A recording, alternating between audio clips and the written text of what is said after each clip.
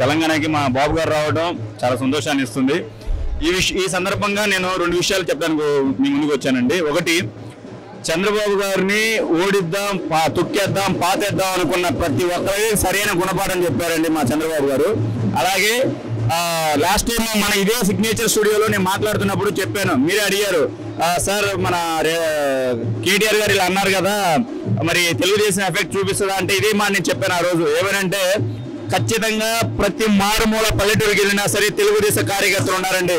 బలమైన లీడర్ లేకపోవచ్చు పార్టీకి, కానీ ఈ తెలంగాణ గడ్డ మీద ప్రతి ఊర్లో కూడా, ప్రతి మారుమూల పల్లెటూరులో కూడా ఒక కార్యకర్త ఉన్నారండి. ఒక క్యాడర్ ఉందండి, తెలుగుదేశం క్యాడర్. ఆ క్యాడర్ అనుకున్న విధంగా భూస్థాపితం చేసింది. ఏం జరిగిందో ఎలక్షన్ లో చూశారు మీరు. అయితే ఇప్పుడు ఇక్కడ చంద్రబాబు గారు రావడం, తెలుగు రాష్ట్రాలు అన్నదమ్ముల్లా విడిపోయిన మనం చక్కగా మళ్ళీ సామరస్యంగా కూర్చొని మాట్లాడుకొని మనకు రావాల్సిన నిధులు కానివ్వండి, మనకు రావాల్సిన వాటర్ కానివ్వండి, విద్యుత్ కానివ్వండి, ప్రతిదీ కూడా సామరస్యంగా పరిశీలించుకోవడం జరుగుతూ ఉంది. పూర్వం మనం చూసినట్టయితే ఎంత సామరస్యత అనేది మనకు కనిపించలేదు. బట్ ఇప్పుడైతే రేవంత్ రెడ్డి గారు కావచ్చు, ఇటు చంద్రబాబు గారు కావచ్చు, ఇద్దరు కూర్చొని సామరస్యంగా ఉన్న సమస్యలను సాల్వ్ చేసుకుంటూ వెళ్తున్నారు. అయితే ఈ టైంలో నేను ఒక విషయం చెప్పాలనుకుంటున్నాను. చంద్రబాబు గారిని గెలిపించుకోవడం వల్ల ఆంధ్ర ప్రజలు జరిగిన మేలు ఈ నెల పరిధిలో 1 నెల కూడా అవ్వట్లేదండి, ఇంకా ప్రభుత్వం కూడా కుదురుపల్ల అయినప్పటికీ జరిగిన మేలు ఏం జరిగినాయి అంటే, పోలవరం ప్రాజెక్ట్ లో 1000 కోట్లు ఖర్చు కేంద్రం భరాయించుకునేటట్టుగా, అలాగే హైవే నిర్మాణానికి 4770 కోట్లు కేంద్ర ప్రభుత్వం భరించేటట్టుగా 60,000 కోట్లు పెట్టుబడితో మన ఆంధ్రాకి పెట్టుబడులు తీసుకురావడం, అలాగే హైవే రింగ్ రోడ్ తీసుకురావడం, అలాగే GSTలో 4,800 కోట్ల రూపాయలు మన ఆంధ్రాకి తీసుకురావడం అనేది చాలా సంతోషాన్ని ఇచ్చే అభివృద్ధి పనులకి శంకుస్థాపన జరిగిందండి.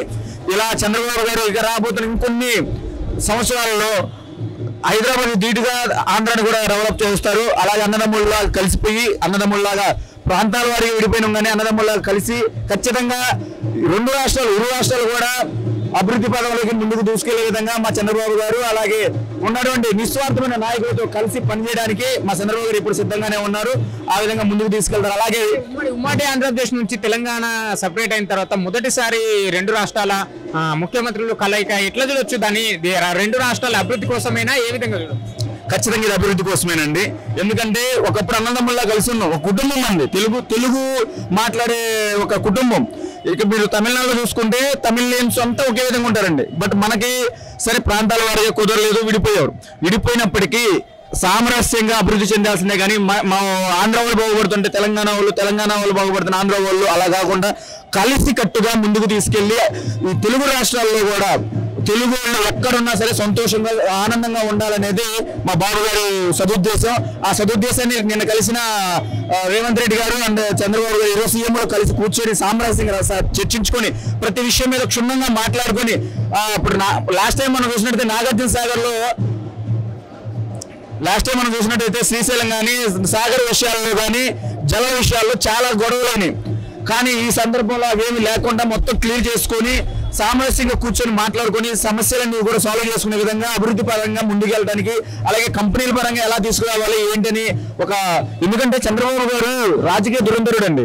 ఆయన ఈరోజు కేసీఆర్ గారు అనుకోవచ్చు, లేకపోతే కేటీఆర్ గారు అనుకోవచ్చు, కానీ వాళ్ళు ఇరు కుటుంబాలు కూడా వచ్చింది కూడా తెలుగుదేశం పార్టీ నుంచే.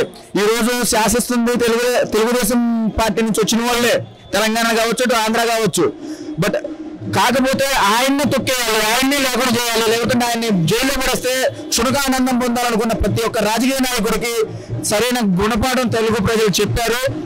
ఎక్కడైతే అవమానించబడ్డాడో, ఎక్కడైతే గేలు చేయబడ్డాడో, ఎక్కడైతే ఆయన అరే పని అయిపోయిందిరా బాబు అనుకున్నాడో అక్కడ తిరిగి 1000 రెట్లతో కొట్టి మళ్ళీ అదే టీవీతో అదే రాజస్వంతో నడుచుకుంటా ఈరోజు తెలంగాణ రావడం అనేది చాలా సంతోషాన్ని ఇచ్చింది. చంద్రబాబు అంటేనే ఒక విజన్ ఉన్న నాయకుడు. 2020 విజన్ తోటి హైదరాబాద్ డెవలప్మెంట్ జరిగిందని ఒక మాట అయితే ఉంది. ఇప్పుడు ఎట్లా ఉండబోతుంది ఏపీలో కూటమిలో భాగంగా 2040 విజన్ తో అక్కడ అభివృద్ధి అనేది సాధ్యం అనుకోవచ్చా? ఈ 5 ఏళ్లలో జగన్మోహన్ రెడ్డి ఏమైనా చేసిండా? సార్ ఈ 5 ఏళ్లలో డబ్బులు జనాలకు బాగా పెంచారు సార్, కానీ అభివృద్ధి అనేది నాకు తెలిసి ఎక్కడ జరగలేదండి. అన్ని కవరింగ్ చేసుకోవడం జరిగిపోయింది. అయితే ఈ రానున్న 5 సంవత్సరాల్లో అభివృద్ధి పరుగులు పెడతాం గ్యారంటీ. ఖచ్చితంగా ఈ 5 సంవత్సరాల్లో పెట్టుబడులు పెరుగుతాయి, కంపెనీలు వస్తాయి, రాజధాని అభివృద్ధి పొందుతుంది. ఎందుకంటే 3 రాజధానులు 4 రాజధానులు పెట్టి డిస్టర్బ్ చేయాలి. ఒకటే రాజధాని అమరావతి. ఒక అఫీషియల్ గా అసెంబ్లీలో స్టేట్మెంట్ తీసుకున్న తర్వాత ఆ రోజు ప్రతిపక్షంలో ఉన్న నాయకులు కానీ అందరూ ఆమోదించిన తర్వాత, అసెంబ్లీ ఆమోదించిన తర్వాత రాజధాని మళ్ళీ మా ప్రభుత్వం వచ్చింది, మా ఇష్టానుసారం చేస్తాం, మా ఇష్టం అనే ధోరణితో, విచ్చలవిడితనంతో, పెత్తందారితనంతో ముందుకెళ్లారు. అయితే చంద్రబాబు గారు మొదటి నుంచి ఒకటే స్టాండ్ తీసుకున్నారండి. అమరావతి రాజధాని, అమరావతి రాజధాని, అమరావతి రాజధాని. ఆ అమరావతి రాజధాని ఈ రోజు మీరు వెళ్ళి చూడండి, మొన్నటిదాకా భూముల రేట్లు కూడా లేవండి. ఈ రోజు రియల్ ఎస్టేట్ కానివ్వండి, లేకపోతే కంపెనీలు కానివ్వండి, అన్ని వరుసపడుతున్నాయి. మిగతా ఒక 6 months అన్ని డెవలప్ జరుగుతుంది. ఖచ్చితంగా తెలంగాణకి ధీటుగా అమరావతి ఇంకొక 5-6 సంవత్సరాలలో తెలంగాణకు ధీటుగా అమరావతి నిలబడి చూపిస్తుంది. ఇది చంద్రబాబు గారి నాయకత్వం జరిగి తీరుతుందండి. డిప్యూటీ సీఎం గా పవన్ కళ్యాణ్ గారు కూడా ఉన్నారు. ఇద్దరి ఆధ్వర్యంలో ఎట్లా జరగబోతుంది? పవన్ కళ్యాణ్ కనీసం ఎమ్మెల్యేగా కూడా గెలవనియమని చెప్పిండ్రు సార్. ఎమ్మెల్యే గారు గెలవకపోవడానికి ఆయన ఏమైనా అసమర్థుడైన నాయకుడు కాదండి, నిస్వార్థమైన నాయకుడు. అలాగే నిప్పుకి గాలి తోడైనట్టు నిప్పు లాంటి మా చంద్రబాబు గారికి వాయువు లాంటి మా పవన్ కళ్యాణ్ గారు తోడయ్యారు. ఆ రెండు కలిస్తే ఎలా అన్యాయం తగలబడిపోతుందో మీరు చూశారు. అసలు ఊహించలేదండి. క్యాడర్గా మేము కూడా ఊహించలా 11 సీట్లకు పరిమితం అవుతారని. 40 సీట్లు కన్ఫామ్ వస్తాయి అనుకున్నాం, కానీ పరిమితం 11. ఎందుకంటే ప్రజలంతా విసిగిపోయి ఉన్నారు వాళ్ళ ప్రభుత్వం మీద. యాక్చువల్లీ పవన్ కళ్యాణ్ గారు గెలవలేడు 3 పెళ్ళిళ్ళు. అరే రాజధాని 3 రాజధానులు అంటే పవన్ కళ్యాణ్ 3 పెళ్ళిళ్ళు. అరే పోలవరం ఎందుకు కట్టలేదు రాబోయే అంటే పవన్ కళ్యాణ్ 3 పెళ్ళిళ్ళు. అరే పవన్ కళ్యాణ్ రాష్ట్రానికి రాకూడదు అంటే వాడు 3 పెళ్ళిళ్ళు. ఏమబ్బా వాడు 3 పెళ్ళిళ్ళు చేసుకున్నాం, 3 పెళ్ళిళ్ళు చేసుకున్నాం, రాష్ట్రానికి ఉడిగిందేం లేదు. కాకపోతే ప్రజలు ప్రతిదీ చూస్తుంటారండి, ప్రతిదీ చూస్తుంటారు, సరైన టైంలో కరెక్ట్ డెసిషన్ తీసుకుంటారు. ఖచ్చితంగా వెళ్తారండి, ఖచ్చితంగా. ఇప్పుడు ఎంతో మంది పొట్ట శాతం పట్టుకొని మా తెలంగాణకు వచ్చి ఇక్కడ బతుకుతున్నారండి. అట్ ది సేమ్ టైం రేపు అభివృద్ధి చెందుతున్నప్పుడు ఖచ్చితంగా అక్కడికి వెళ్ళి అక్కడే సర్చింగ్ చేసుకొని అక్కడ సెటిల్ అవడానికి అన్ని విధాలుగా ప్లాన్ చేసుకొని ఇక్కడున్న యువతకు కూడా ఉపాధి కల్పించే విధంగా అక్కడ జరుగుతుందండి అభివృద్ధి. అందులో ఎలాంటి డౌట్ లేదు.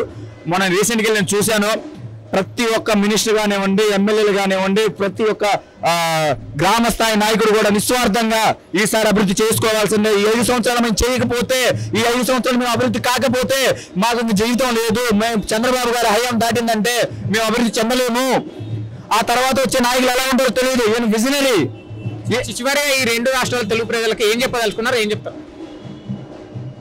మీరు గెలిపించుకున్న నాయకులు నిస్వార్థమైన వాళ్ళు, ఖచ్చితంగా అభివృద్ధి పొందుతుంది, అభివృద్ధి చెందుతారు. అలాగే కొంచెం టైం ఇచ్చి ఓపికతో చూడండి. అలాగే ఆ ప్రభుత్వాన్ని సహకరించండి.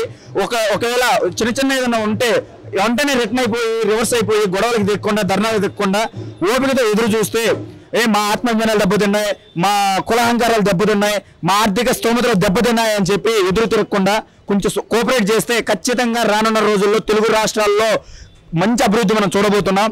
ఇది స్నేహధర్మంగా ముందుకెళ్ళి అభివృద్ధే కాదు అన్ని విధాలుగా మంచి సక్సెస్ మనం చూడబోతున్నాం.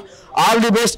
ఇరు సీఎంలకి ప్రత్యేక ధన్యవాదాలండి. అలాగే చంద్రబాబు గారు చిన్న విన్నపం సార్, మన తెలంగాణలో ప్రతి గ్రామాన ప్రతి కార్యకర్తలు ఉన్నారండి. క్యాడర్ని బలోపేతం చేసే విధంగా ఒక బలమైన నాయకుడిని మా కోసం నిలబెట్టి మాకు అందుబాటులో ఉండి మా సమస్యలు వినవలసి సందర్భం మీకు అది మీ చెవికి తీసుకురావాలని అనుకుంటున్నాం. మాకు అంత స్థాయి లేదు కాబట్టి మీడియా ద్వారా మీ ముందుకు తీసుకొస్తున్నాం సార్. ఒక్కసారి దాని మీద క్షుణ్ణంగా మీరు పరిశీలించి ఒక నిర్ణయం తీసుకోమని, ఒక మంచి బలమైన నాయకుడిని ఇక్కడ ఏర్పాటు చేయమని మేము విన్నపిస్తున్నాం సార్. జై శ్రీరామ్, జై చంద్రబాబు, జై ఎన్టీఆర్.